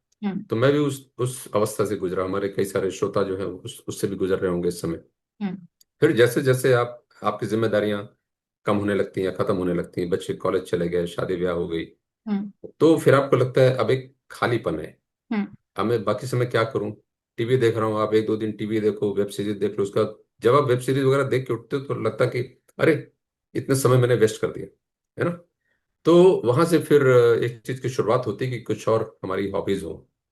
मन को भी काम के लिए तो मैंने व्यवसाय का अपना वो सब कर लिया, लेकिन मन को भी एक कुछ खुराक मिलनी चाहिए, जी। है ना। जी। जैसे कि मन को भी लगे हाँ कुछ मैंने सृजन किया। सृजन किया। और इसका मैं जो भी लेखन करना चाहते हैं उनके लिए भी एक चीज बता सकता हूँ। हम्म। मेरा निजी खुद का स्वयं का अनुभव भी है ये, जी। कि आप जब लिखते हैं और सकारात्मक बातें लिखते हैं, क्योंकि कवियों का तो काम ही है ये। ठीक है, आप अगर झोपड़पट्टी की बात भी लिख रहे हैं या नेताओं की चोर बाजारी और जो भी चीजें हैं इसको भी लिख रहे हैं, तो आप कविता के अंत में, अंतिम बंद में आप एक सकारात्मक संदेश जरूर देंगे। जी। अगर आपने सकारात्मक बात नहीं डाली है तो वो कविता अधूरी कही जाती है। हम्म। ये मैंने सीखा अपने सीनियर से, कि जी। कविता के आखिर में एक संदेश, सकारात्मक संदेश बहुत जरूरी है। हम्म। तो आप जब सकारात्मक संदेश दे रहे हैं, हम्म। तो वो चीज, क्योंकि आप लिख रहे हैं, निरंतर लिख रहे हैं, तो वो आपके व्यक्तित्व में भी उस चीज का समायोजन होता जाता होता है ना। जाता। तो अब जैसे हम लोग ये सीख रहे हैं भाई कि सागर से सूर्य के जरिए पानी बादल को दे दिया गया, फिर बादल जो है ना बांट देता है। तो जब आप ये चीजें पढ़ते हैं, सुनते हैं और उनको लिखते भी हैं, बार बार आप इसके ध्यान में आती हैं, तो ये सारी चीजें आपके भी व्यक्तित्व में समाहित होने लगती हैं। तो उतना आप नहीं दे पाते, लेकिन जब कहीं अवसर आता है, कोई मांगता है या कहीं आपके पास फ्लायर आता है, अच्छा ये है, ये संस्था है, ये संस्था है, कोई बुजुर्गों के लिए कुछ कर रही है, कोई बच्चों को पढ़ाने के लिए कुछ कर रही है, तो आप कुछ जो भी बन पड़ता है आप जरूर उसको बिल्कुल देते हैं, बिल्कुल। वो स्वभाव है में ना। बदल जाता है। स्वभाव आप। में आता है। तो मैं समझता हूँ लेखन का ये बहुत बड़ा योगदान रहा मेरे जीवन में, हम्म। कि मेरी जो समझ है, सोच है, सकारात्मक सोच है जीवन के प्रति, उसमें हम्म। बहुत बदलाव आया है। जी। और ये जी। बहुत ही, मैं इसका भी बहुत शुक्रगुजार हूँ जी। कि जिसने मुझे लेखन से जोड़ा। क्या बात है। तो हम्म। बहुत खूबसूरत बात आपने बताई कि सच, और ये मुझे ऐसा लगता है कि ये हकीकत है। अगर आपके स्वभाव में वो बात नहीं होगी और आप लेखन में लिख भी देंगे तो आप जी। उस एहसास नहीं कर पाएंगे। वो हाँ, कहीं किसी से विश्वास नहीं करेंगे, नकल करेक्ट। लगेगी। और जब आपका हाँ। खुद का अनुभव होता है और आप उसे लिखते हैं तो वो उसमें एक जी। अलग जीवंतता होती है, जो हाँ, लोगों को दिखाई भी देती है कि हाँ, इस तरह का व्यक्ति है और ये व्यक्तित्व है इनका और ये लिख सकते हैं ऐसा। करेक्ट। जी। तो जैसे वो मैंने जिक्र किया था ना व्योम जी का, तो वही बोलते हैं जैसे हाइकु आप लिख रहे हो, तो हम्म। जाके पहले देखो चीजों को। हम्म। आप पेड़ पौधे, दूब, ओस, वो सब लिख रहे हो, तो हम्म। आप जाओ पार्क में या जहाँ पे भी जो भी चीज है, पहाड़ों में गए तो उसको आप पहले आत्मसात करिए कि पहाड़ में हो क्या रहा है। हम्म। उसको जब तक महसूस नहीं करेंगे, उसकी अनुभूति नहीं करेंगे, आप, मतलब लेखन आपका वो पूरा नहीं होगा, कंप्लीट नहीं होगा, कंप्लीट दिल नहीं। से दिल की बात नहीं पहुंचेगी। बिल्कुल तो बिल्कुल। कोई लिख देते हैं कि शहर में रह रहे हैं, बिल्डिंग में रख रहे हैं और बारिश की टप टप आवाज आ रही है। आप बताइए, आप, हम लोग जो है ना हाई राइज बिल्डिंग में रह रहे हैं, हम्म। यहाँ टप टप कहाँ है? है हम्म। ना। तो मैं अगर यहाँ की टप टप लिखूंगा तो वो तो लगेगा क्या पढ़ी पढ़ाई मैं लिख रहा हूँ, हम्म। है ना। हम्म। तो हम्म। अब गांव की बात जब मैं लिखूंगा या हमारे जैसे लोग लिखेंगे, तो हम्म। मैं समझता हूँ कि वो आप तक गांव, आपको गांव दिखेगा, क्योंकि हम्म। मेरा व्यक्तित्व गांव से शुरू हुआ है। शुरू हुआ है। ठीक है ना। हम्म। मैं क्लास 6 तक जो है ना गांव में पढ़ा हूँ। जी जी अपने बाबा के साथ रहता था, तो गांव की खेती करना जो भी चीजें हैं, जी तो जी। मैं जब गांव की बात कहूंगा तो वो आपको लगेगा कि हाँ ये गांव की बात हो रही है। बिल्कुल बिल्कुल, एक अध्यापिका जी थी, उन्होंने बड़ा अच्छा उदाहरण दिया था इसका, कि जी। मेरे बच्चे को मतलब बुक पुस्तक में लिखा हुआ था भिखारी। वो कहता है मम्मी ये हाँ कौन होता है। उसने नहीं देखा जी। यहाँ पर भिखारी हाँ नहीं। हाँ, सिंगापुर में भिखारी नहीं हाँ, दिखते, करेक्ट। नहीं दिखते हैं। ये बात सही है आपकी, तो हाँ। अब उसे समझाए कि भाई कोई कटोरा लेकर मांगता है या जो मतलब इससे, तो वो क्यों जी मांगते, क्या उनको काम नहीं मिलता। वो हजार तरह के सवाल पूछ रहा है माँ से कि ऐसा कोई व्यक्ति क्यों हो सकता है कि वो कहीं मांग रहा हो। तो जी जी। जब तक हम करेक्ट। ये चीज देखते नहीं है अपनी आंखों से, उस पर हम विश्वास भी नहीं करते हैं। तो वही जो हाँ, आप विश्वास बताए कि महसूस नहीं कर पाएंगे आप। महसूस नहीं कर विश्वास पाए, भी नहीं करेंगे और महसूस भी नहीं कर पाएंगे वो चीज़। ना पीड़ा आप करेक्ट। व्यक्त कर पाएंगे, ना उनका दर्द जी समझ पाएंगे, ना उनकी गहराई जान पाएंगे कि वो क्यों ऐसे जी। हैं। तो ये बहुत जरूरी है कि आंखों से देखना और उस चीज का एहसास करना, और फिर हाँ, उसे लेखन कार्य में डालना, लिखना, करेक्ट। जाकर उसमें पूरी आत्मा संपूर्ण समाहित हाँ। होती है। जी। सर, पाठक आपकी कविता या गीत पढ़कर प्रभावित होता है तो वह अनुभव आपके लिए कितना महत्वपूर्ण होता है, पाठकों की रिएक्शन। जी। तो पाठकों के रिएक्शन मायने रखते हैं, हम्म। लेकिन उसके पहले तो मैं बता दूं कि हम लोग लिखते क्यों हैं। हम्म। पाठकों के लिए लिखते हैं, लेकिन रिएक्शन के लिए तो शायद नहीं लिखते हैं। हम्म। मान के ये लिखते हैं कि स्वतः सुखा है, हमको अपनी बात कहनी, कुछ बात हमको लगी कि हम्म। ये बात मैं अच्छे से इसको व्यक्त कर सकता हूँ लोगों को, अपना मैं इस बात का दर्द लोगों तक पहुंचा सकता हूँ कुछ, है ना। तो इसलिए हम लिखते हैं। हम्म। अब उसको लिखने में अगर पाठकों को वो बात अच्छी लगी और पाठकों ने कहा भाई बहुत अच्छा लिखा आपने, हाँ बिल्कुल ऐसा ही होता है, हम्म। वाह क्या लिखा आपने, मतलब अलग अलग प्रतिक्रियाएं होती हैं, हम्म।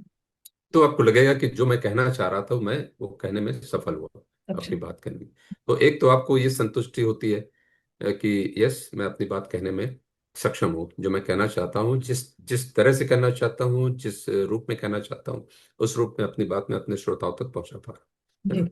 जी। तो ये सबसे बड़ी एक खुशी की बात होती है। हम्म। बाकी इसके अलावा तो स्वतः सुख है, हम लोग लिखते हैं, जी जी है ना, जी। तो कि अपना मन हुआ हमने लिख दिया। आजकल मीडिया अब में बहुत सभी लिख कर डालते हैं। तो जी, उन्हें क्या लगता है कि जो व्यूज आ गए तो बहुत अच्छा है, या व्यूज नहीं आए तो नहीं अच्छा है। तो क्या इस चीज का प्रभाव पड़ता है आपके लेखन कार्य में। मेरे को उस कोई फर्क नहीं पड़ता है। मैं आपको एक चीज और बता दूं हम्म। कि कई बार लोग पढ़ते हैं हम्म। और मैं भी जैसे पढ़ता हूँ, लेकिन कभी रह जाता है हम्म। कमेंट लिखना, सोचता हूँ बड़े बाद में कुछ अच्छा सा बना के लिखूंगा, या जब पढ़ा बस में पढ़ रहे हैं हम्म। और स्टेशन आ गया उतर गया उसमें नहीं लिख पाए, बाद में छूट जाता है। हम्म। तो मेरे ये अनुभव हुए हैं, कुछ हम्म। मैंने लिखा फेसबुक या कहीं पे उसको हमने डाला, हम्म। और फिर बाद में कहीं किसी पार्टी में या कहीं और दूसरी जगह पे मुलाकात हुई तो कोई कोई उस बात का उल्लेख करता, अरे आपकी वो रचना मैंने पढ़ी बहुत अच्छी थी। लेकिन तो उन्होंने मैंने कहा प्रतिक्रिया अच्छा, नहीं दी थी उसमें। हाँ। हाँ प्रतिक्रिया नहीं दे, तो मैं फिर पूछ लेता हूँ लिखा था तूने कुछ, तो हम्म। बोलेंगे नहीं लिखने की सोच रहे थे लेकिन लिखा नहीं, लेकिन सच बताता हूँ कि बहुत अच्छी। तो मुझे हाँ। मालूम है कि मैंने वो रचना उसके सामने कभी पढ़ी नहीं। हम्म। दैट मीन्स कि उसने जो है ना फेसबुक में या जहाँ भी सोशल मीडिया मैंने सोशल डाला है मीडिया के थ्रू वहां पढ़ा। जाके पढ़ा है। हम्म। तो लोग पढ़ते हैं, प्रतिक्रिया पढ़ते हैं। दे ना दे, लोग पढ़ते हैं। लोग पढ़ते तो हैं। बस आपका काम है लिखना। जी। और यही तो गीता में कहा गया है कि आपका अधिकार कर्म में है। हम्म। अब तो मेरी पर ये कोशिश रहती है कि मैं अच्छा लिखूं, जी जी। अच्छा लिखूं, बस अच्छा मतलब क्या है, अब अच्छा लिखने की परिभाषा अलग अलग हो सकती है। अच्छा ये है कि जो मैं कहना चाह रहा हूँ वो कहूँ, और अपने दिल को, मेरे को जब खुशी मिलेगी हाँ मैंने जो कहना चाह रहा था मैंने वो बात कह ली है, मेरे लिए वो अच्छा होगी। क्या बात है, बहुत। तो बाकी बाकी ठीक है। जी। व्यूज लोग और इन चीजों से कोई फर्क नहीं जी पड़ता। जी लेकिन सोशल मीडिया एक अच्छा माध्यम है लेखकों को, जो लिखने वाले हैं उनके लिए ये एक अच्छा माध्यम है कि बहुत सारे लोगों तक उनका लिखा हुआ पहुंच जाता है। जी जी। जी। तो सर, आगे आप किस नए विषय या साहित्यिक परियोजना पर काम करना चाहते हैं। अभी जैसा मैंने बताया हम्म। कि कविताएं हो गई, गजल चल रही है, हाइकू भी चल रहे हैं, तो सारी ये विधाएं चल रही हैं, नवगीत भी चल रहे हैं। इसके अलावा मुझे लगता है कि अब एक कदम और आगे बढ़ना चाहिए, कहानियों की तरफ, हम्म। है ना? क्योंकि गद्य। जी। गद्य की तरफ, हम्म। गद्य हो गया, आलेख हो गए। हम्म। क्योंकि कुछ बातें हैं जो कविताओं में आप उतनी विस्तार से नहीं कह सकते। कविताओं में आप कहते हैं ठीक है, छोटे छोटी चीजों में आपने अपनी बात कह दी, हम्म। लेकिन अब उसको आप विस्तार में कहना चाहते हो, वो आलेख में आएगी। जी तो बिल्कुल। आलेख भी लिखता हूँ मैंने। मैंने जी। शुरू किया आलेख भी लिखने, हम्म। भिन्न भिन्न किस किस तरह विषयों के पे। विषय आप चुनते हैं, किस तरह के विषय आप लिखते हैं आलेख? एक्चुअली मेरा विषय ऐसा कुछ सोच के तो लिखते नहीं है कि हाँ मेरे को इस विषय, सोच के तब लिखते हैं अगर किसी ने बोला, हम्म। कोई मैगजीन वगैरह में जैसे कुछ जान पहचान ऐसे लोग हैं, या वो बोलेंगे अच्छा इस विषय पे आप एक आलेख लिख के दीजिए मेरे को, हम्म। 1500 शब्दों। अक्षरों शब्दों का, या ऐसा करके, है ना? तो फिर वो वहां पे आपकी बाध्यता होती है कि उस विषय पे लिखना है। हम्म। तो या कभी कोई बोलेगा अच्छा नेशनल डे जो सिंगापुर में होता है, इसके ऊपर एक आलेख लिख के दे दो, हम्म। है ना? तो वहां तो आपके पास एक बाध्यता हो गई, और फिर उस पे लिखना है। बाकी मैं कभी कभी अपने मन में जो विचार आ गए, जिस जिस बात से अगर कभी कुछ द्रवित हो गया ज्यादा, या कोई चीज लगा समाज में क्या हो रहा है ना? हम्म। हम्म। तो अभी जैसे बहुत चल रहा था ये,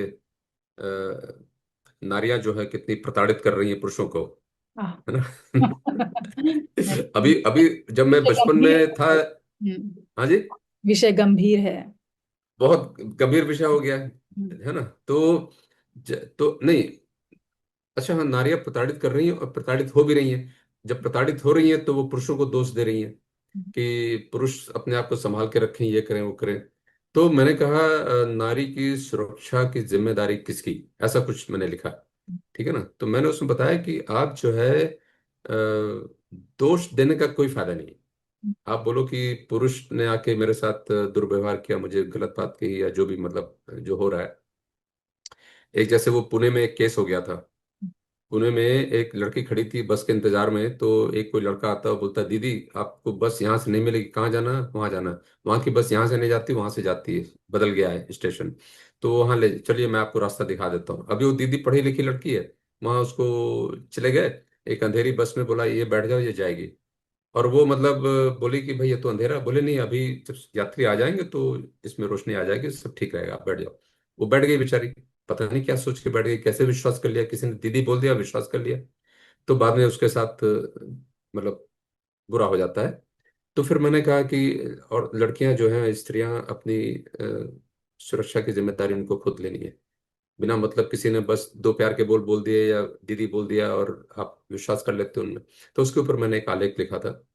तो इस तरह के मैं विषय चुन लेता हूँ जो मुझे अच्छा लगता है। कभी कभी लगता है कि ये इस पे, अब उस विषय को मैं कविता में कहता तो शायद उतने अच्छे से बात नहीं आती, है ना? तो फिर मैंने कहा इस पे एक बड़ा सा विस्तार रूप से आलेख। 1500 1800 शब्दों का जो है, जी। जी। तो आलेख, ऐसे आलेख में चुन लेता हूँ। जी।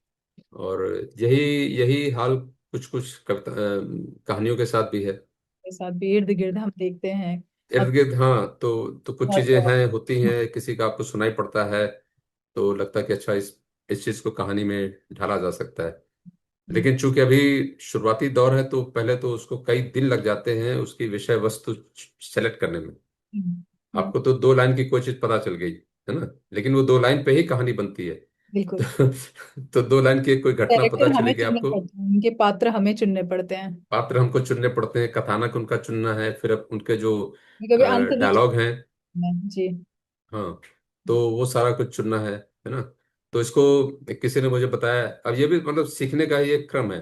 किसी ने बताया कि आपको जब कहानियां जब आप लिखते हो, तो आपको पर काया प्रवेश करना पड़ता हम्म। है हम्म। ना? कि अभी अगर आप बच्चे का कोई किरदार है, तो आप बच्चा बनना पड़ेगा। बिल्कुल। बिल्कुल। ठीक है, तो जैसे मैंने कुछ कविताएं लिखी हैं, बाल कविताएं भी लिखी हैं हम्म। बच्चों के लिए। तो उसमें आपको बहुत ध्यान रखना, आप जो शब्द चूज कर रहे हो, शब्द उसमें जो ले रहे हो, आप बड़े बड़े शब्द नहीं ले सकते हो। आप वही शब्द लोगे जो बच्चे बोल पाए, और जो बच्चों के आपको मालूम कि कक्षा फर्क चार नहीं पांच दिखता। में कैसे, हाँ, तो आप वही बताओगे, उसी तरह के मनोभाव उसमें डालोगे, है ना? बड़े बड़े आप चांद सूरज उसमें नहीं डाल सकते, उसमें नहीं आप डाल। छोटी बिल्कुल। छोटी घोड़े, पेड़, फूल, पत्ते, वो सब ऐसे करके डालोगे जो बच्चे रोज देखते हैं, वो समझ में आए उनको। जी। तो यही हाल कहानियों का है। पर हम्म। काया प्रवेश, आप हर किरदार, पिताजी हैं या पत्नी है, बेटी है, बहू है, सबके तो भाव या को कोई दुकानदार है, खुद से हाँ, निकालता है। करना पड़ता है जी। तो वहीं पे आपके अपने अनुभव आते हैं कि भारत पे हम फिर जाते हैं, भारत चले जाते हैं दिमाग हम्म। से, मतलब बैठे बैठे हाँ, बिल्कुल तन यही विचार रहता तो है, होता मन रहता वहां है, चला जाता है। तो विचरण तो हाँ, तो होते हैं। किस तरीके से कौन सा दुकानदार हम्म। कैसे वो व्यवहार करता है, कैसे बुलाता है, कैसे आपको ग्रीट करता है, कैसे आपको डायलॉग बोलता है। तो ये भी एक यात्रा है, बहुत ही सुखद यात्रा है। पद यात्रा तो है। अभी तक करीब 24-25 कहानियां लिख चुका हूं मैं। बात है। तो आपने धीमे पुस्तक। धीमे वो पुस्तक, मैंने बताया ना, मेरे को कोई जल्दबाजी नहीं है। छपने की कोई, ये जो भी दो चार नवरस जैसे छप गई थी, ऐसे कुछ और भी दो चार छपी हैं, साझा संकलन है।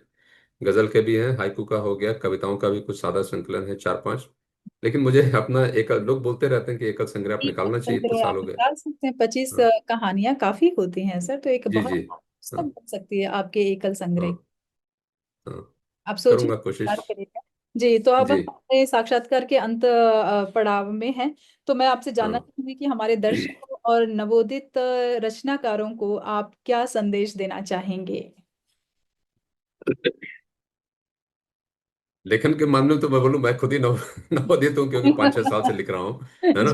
तो इतना कोई आप विस्तार अनुभवी लिख। लगते हैं और काफी हाँ। अनुभव है आपको, तो हाँ, हमारे युवा अनुभव तो है खैर। जी जी हाँ। अनुभव के लिए यही जरूरी कि आप अपने आँख कान और अपनी संवेदनाएं खुली रखो। तो जी आपके अनुभव अपने आप आते रहेंगे, आप उनको आत्मसात करते रहो। जी।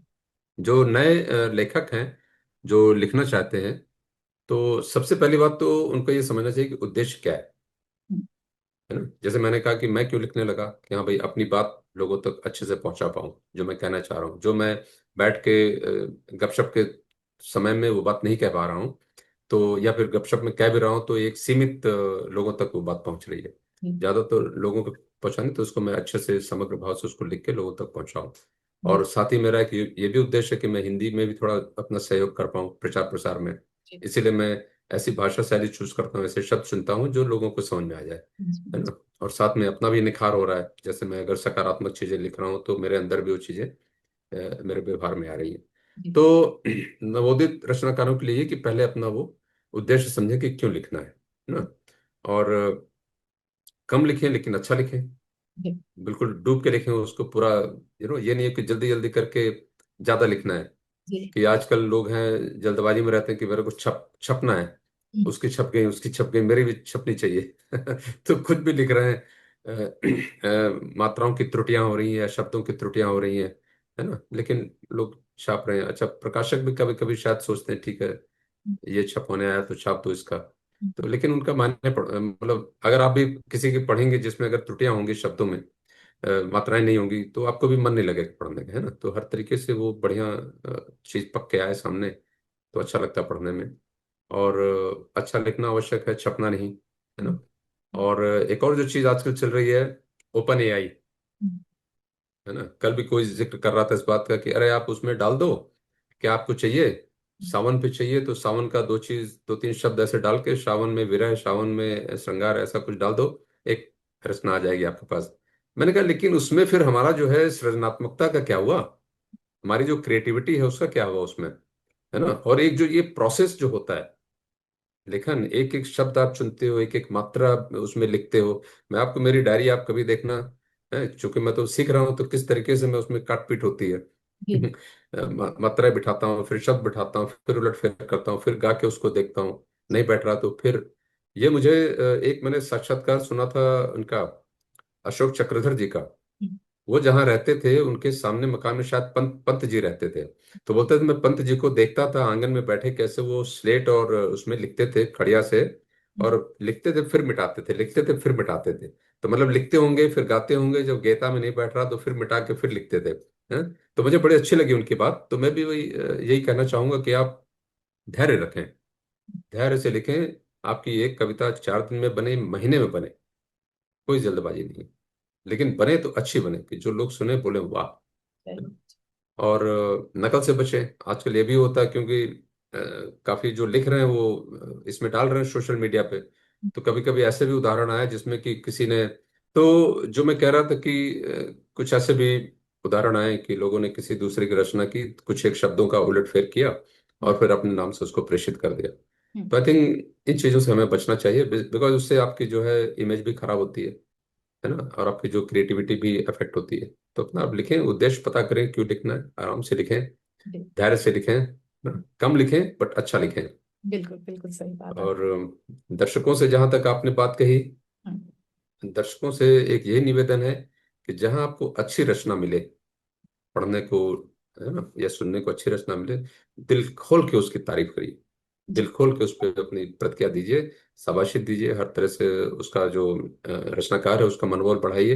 हम्म, और सोशल मीडिया पे आप किसी की रचना सिर्फ इसलिए मत लाइक कीजिए कि वो आपका दोस्त है या आपका परिजन की रचना है, जी। सिर्फ इसलिए मत उसको लाइक, उनकी बिकॉज क्या होता है उससे फिर जो जो लुढ़कने लेखक की है ना उसको। तस्वीर है तो हाँ। उसने लाइक कर दिया। ये मुझे, जी जी हाँ, सोशल मीडिया की ये चीज काफी मुझे थोड़ी चीप लगती है कि लोग इस तरफ ज्यादा भाग रहे हैं। मतलब बहुत कम लोग ऐसे हैं कि जो प्रखर लेखन को संपूर्ण फोकस देते हैं। जी अदरवाइज जी। लोग जो चित्र हैं जिस तरह के आते हैं, लोग उन पर ज्यादा कमेंट करते हैं और उन्हें ज्यादा मतलब महत्व दे करके उन पर लाइक और कमेंट्स देते हैं।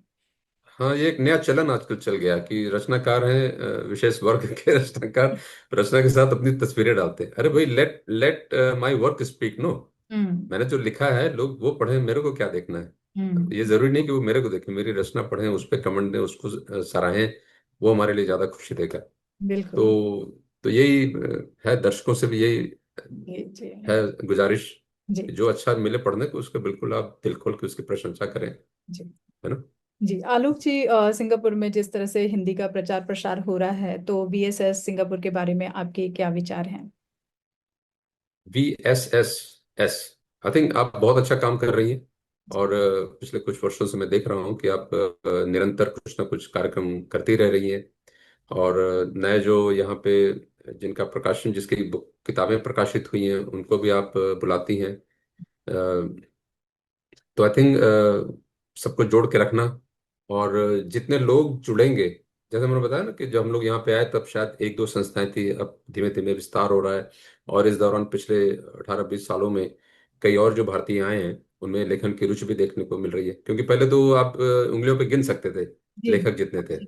जी। हैं, लेकिन अभी मैं देख रहा हूँ कि हमारा परिवार बढ़ रहा है बढ़ रहे हैं। और नए लोग भी हमसे जुड़ रहे हैं। और जैसे जैसे लोग जुड़ रहे हैं, जब हमारी हमारी मैं अपनी बात नहीं कर रहा हूँ मतलब जो अच्छी कविताएं सुन रहे हैं, तो उनको भी प्रोत्साहन हो रहा है कि हाँ, अच्छा लिखा जा सकता है, दूर बैठ के भी अच्छा लिखा जा सकता है ना। क्योंकि भाई, हम भारत से दूर है लेकिन भारत हमसे दूर नहीं है। दूर नहीं है, हर दिल में एक भारत ठीक है ना। बस। हर जी। दिल में एक भारत बसता है, करेक्ट। तो आपको भी बहुत बहुत शुभकामनाएं, आप बस। से बात करते समय भी हमें बड़ी सहजता महसूस हुई। आप जिस तरह से प्रश्नों के उत्तर दे रहे थे, ये बहुत ही अनुभवकारी व्यक्ति इस तरह से उत्तर देते हैं। और हमें बड़ा अच्छा लगा आपके उत्तर सुनकर। मंच तक आने के लिए बहुत बहुत धन्यवाद और शुक्रिया। बहुत बहुत धन्यवाद कार्यक्रम से जुड़ने के लिए। और एक बार पुनः आपको और VSS को भी बहुत बहुत शुभकामनाएं, और हमारे श्रोताओं को भी बहुत बहुत शुभकामनाएं। धन्यवाद। शुभ रात्रि। शुभ रात्रि।